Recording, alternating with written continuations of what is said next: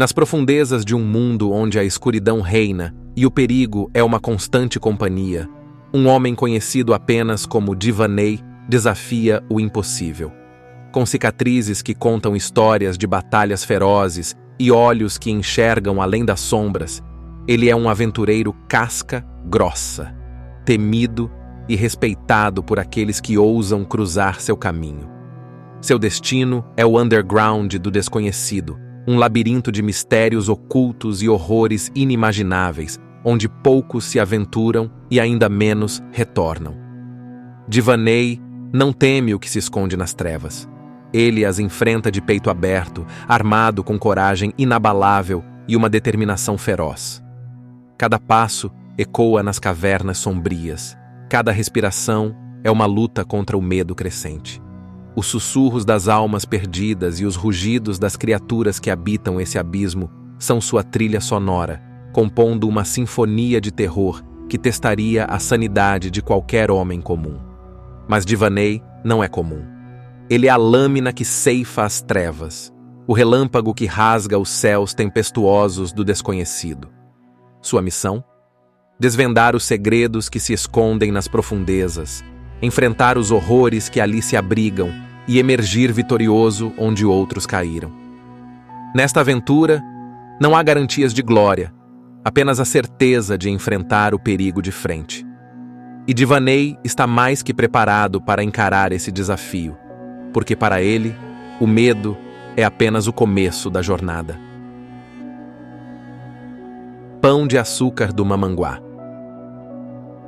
Uma caminhada curta nos leva ao cume desse pico no Saco do Mamanguá e nos presenteia com uma das visões mais incríveis do litoral do Brasil. Relato escrito por Divanei Góes de Paula em novembro de 2023. Já percorri praticamente todo o litoral brasileiro e não pude deixar de me encantar com praias incríveis em Pernambuco, com sua maravilhosa Porto de Galinhas. E não seria justo que eu não citasse o incrível litoral de Alagoas, as sensacionais praias baianas, o lindo litoral do Rio Grande do Norte, as vilas perdidas do Ceará, como a própria Jericoacoara, enfim, do Rio Grande do Sul ao Pará.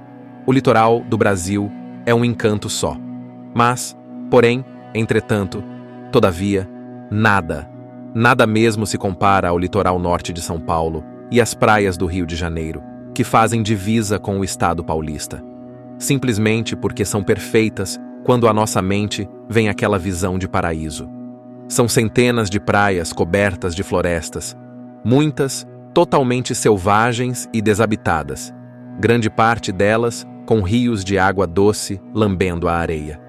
Pois bem, estando curtindo parte das férias em Ubatuba, resolvi mostrar para minha filha uma joia bem na divisa dos 2 estados. Um lugar mágico que eu já havia percorrido 2 vezes em travessias memoráveis. E foi assim que o Saco do Mamanguá entrou mais uma vez no meu radar. O objetivo não era propriamente fazer a travessia completa do Saco, e nem tampouco emendar com a fabulosa travessia da Ponta da Joatinga, mas tão somente subir o pico do Pão de Açúcar, um dos maiores ícones à beira-mar do Brasil, ainda que hajam outros. Saímos cedo do centro de Ubatuba, eu, a Júlia e o Murilo, e o nosso destino seria o encantador vilarejo de Paraty-Mirim, pouco mais de uns 40 minutos após deixar a divisa de estados e ignorar a entrada para Trindade. Já fazia uma década que eu não pisava em Paraty-Mirim, e me surpreendeu terem asfaltado a estradinha até uns 2 ou 3 quilômetros antes do vilarejo, e fico imaginando que só não chegou até lá por alguma questão ambiental e de preservação. Praia de Paraty-Mirim. A vilinha cresceu bastante em uma década, mas continua tão charmosa quanto antes, com sua igrejinha história contemplando a praia. Praia que, aliás, estava com uma transparência única. Júlia. Assim que chegamos, já fomos interceptados por uma senhora que já nos conduziu para um estacionamento, onde tivemos que pagar R$ 20 pela estadia do carro pelo dia todo. Perguntei sobre algum barco que pudesse nos levar para o outro lado do Saco do Mamanguá, e logo já chegou um barqueiro para negociar os preços. O preço da lancha rápida fica em torno de R$ 240 por grupo de uns 6. Mas infelizmente, como estamos só em 3, teremos que arcar com o custo total, em torno de R$ 80 por pessoa, ida e volta. Caro.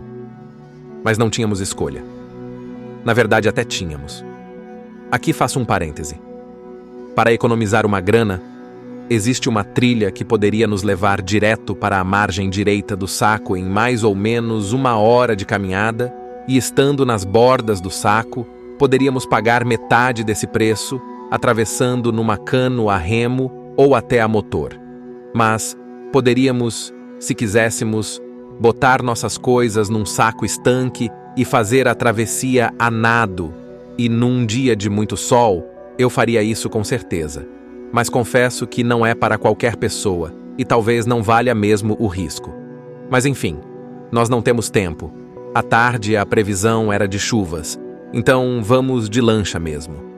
O dia já se aproximava da metade quando a lancha nos desova na praia do Cruzeiro, depois de navegar por menos de meia hora, e no caminho já fomos nos deslumbrando com o rochoso, que é o nosso objetivo do dia. Uma pedra monstruosa que desafia o nosso espírito aventureiro, não só pelo próprio Pão de Açúcar, mas também por outros gigantes da mesma cadeia de montanhas. A própria praia do Cruzeiro já é uma joia, com águas calmas e transparentes, onde geralmente, hoje, chegam as pequenas embarcações, digo hoje, porque 1 década atrás, arrumar transporte era quase um parto, e geralmente dependíamos de algum barquinho de pesca indo para lá. Praia do Cruzeiro. Assim que desembarcamos, já combinamos com a cara da lancha para nós pegar de volta lá pelas 17 horas. Assim poderíamos almoçar quando descêssemos do pico. Antes de botarmos os pés na trilha, a Júlia e o Murilo foram atrás de banheiro ali no camping e restaurante do seu Orlando, um nativo das antigas, e eu aproveitei para dar um mergulho e aplacar o calor insuportável que fazia. Murilo. A trilha para o pico sai atrás do rancho de barco, subindo à esquerda, mas hoje está sinalizada com uma placa e não há como se perder. Já começa subindo e em apenas 5 minutos deixamos essa trilha em favor de outra que sai à direita. Essa sim, a própria trilha que vai nos levar para o Pão de Açúcar. De agora em diante, não tem conversa. A trilha não vai arrefecer em momento algum, e como faz um calor insuportável, a Júlia e o Murilo começaram a sofrer um pouquinho, com a inclinação do terreno e com o mormaço que os fazem derreter. Não há visual algum, é só floresta, o puro suco da Mata Atlântica que é nos jogado à cara. Trilha. A cada 100 metros de desnível que se ganha, é hora de respirar e comemorar. Tomar um gole de água, enquanto eu conto uma mentira para eles, dizendo que estamos perto. Aquela motivação que não pode faltar. Vamos, vamos, já estamos chegando. Hahaha. Não há bifurcações na trilha que possa confundir algum desavisado ou principiante. Mas pouco antes de chegarmos à clareira que antecede a subida final, uma saidinha à direita nos leva a um mirante numa pequena rocha, mas que não vale nem a pena perder tempo, já que o Gran Finale já está a menos de 1 minuto à frente, quando atingimos os cerca de 400 metros de altitude.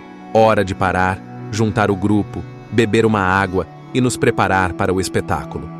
Já chegamos a pouco mais 1 hora de caminhada. Pouco para quem está acostumado a caminhar o dia todo em travessias. Mas temos que lembrar que, por estarmos sem peso, é um ritmo alucinante desde o nível do mar até os quase 400 metros da clareira. E aqui, nessa clareira, que antes e a subida final só na rocha, há uma placa que informa a altitude do cume e avisa para se tomar cuidado com as bordas da montanha. Mas o que ninguém sabe ao chegar até aqui é que essa clareira não existia até 2012 e foi aberta justamente por mim e mais 2 amigos. Claro, não tinha árvores, mas foi preciso que limpássemos o local, retirando touceiras de capim rasteiro para podermos montar nossa barraquinha. Eram tempos de montanhismo raiz, E é claro que hoje não haveria mais motivos para isso, já que acampar ali agora é proibido. Mas hoje, a pequena clareira DDJ, Divanei, Dema, Johnny, ficou como um marco importante do lugar. Porque também pode servir de área de proteção em caso de tempestades com raios, onde seja necessário abandonar o cume imediatamente. Clareira DDJ. A subida final é totalmente na encosta rochosa, metro a metro. Vamos saboreando cada passo dado, cultivando as nossas expectativas sobre o cume, deixando que os nossos olhos se acostumem com a luz que reflete na montanha, até que somos invadidos por completo por um azul estonteante, que entra na nossa alma e nos apresenta um dos maiores espetáculos do litoral do Brasil. Ali está ele, o grandioso Saco do Mamanguá, visto de cima dos 425 metros de altitude do Pão de Açúcar. Não há quem não se emocione ou não se sinta privilegiado com uma vista dessas. Que lugar fantástico! Um canal que se estende terra adentro com cerca de 10 quilômetros e que é alardeado por ser o único fiord que temos no Brasil. E não é pouco, além de uma paisagem de tirar o fôlego, o Saco do Mamandi do exibe dezenas de prainhas, trilhas, vilas caiçaras, cachoeiras, mangues, aldeias indígenas envolvidas em águas claras que são o paraíso dos esportes aquáticos. Eu havia estado no cume do Pão de Açúcar do Mamanguá uma década atrás, mas o tempo não estava tão bom quanto hoje, mas é como se fosse minha primeira vez. A Júlia e o Murilo também parecem encantados com a paisagem e procuram obter umas boas fotos, enquanto eu não me aguento e desço a encosta rochosa, desescalando até chegar às bordas da montanha. Mas o Pão de Açúcar pode até ser o pico mais famoso, mas está longe de ser o mais alto, porque na extensão da cadeia de montanhas, outro bicudo chama a atenção, seguramente uns 100 metros acima de onde estamos. A priori, a minha intenção era subir esses cumes rochosos, mas a previsão era de grandes tempestades no final do dia, e como não há uma trilha aberta até eles, pelo menos não como essa que nos trouxe até o Pão de Açúcar, resolvi que seria inviável e perigoso ficar exposto a raios. Então, já nos alegramos por poder tido a oportunidade de ainda pegar a vista aberta. Gastamos cerca de 1h15 para chegar até o cume e vamos levar de meia hora a 40 minutos para voltar à praia do cruzeiro, já que a volta é só descida e sem nenhuma parada. E foi bom termos nos apressado, porque foi só o tempo de dar um mergulho no mar e já sermos apanhados por uma tempestade que balançou tudo, ventos fortíssimos que fizeram as embarcação e os coqueiros entortar. Aproveitamos para esperar o mau tempo passar, almoçando um PF no restaurante ali na Praia do Cruzeiro. Se não tivesse chovido, poderíamos nos perder em tantas outras prainhas ali por perto, mas já havíamos ganho o dia, estávamos satisfeitos com a montanha e com a vida.